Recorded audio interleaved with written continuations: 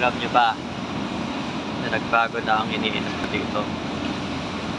Hindi, iniwasan ko na ang mga soft drinks dahil so 40 na ako 2030, kaya kailangan ko na ng health conscious na ako.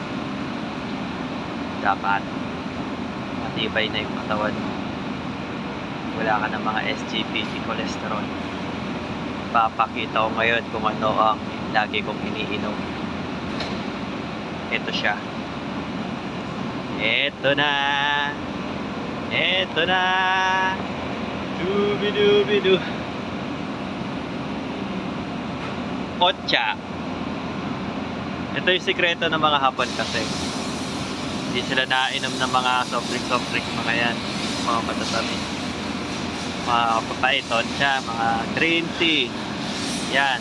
Kaya kumbaga malinis yung ano nila, yung sa loob ng katawan, mga atay, ganyan.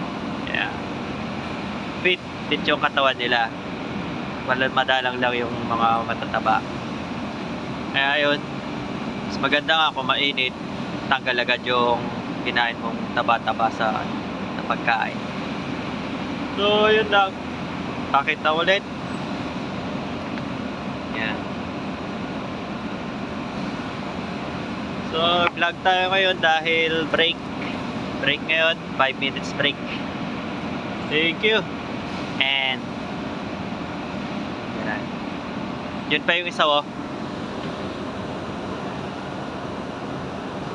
See, 2 liters yan, 2 liters. Babush.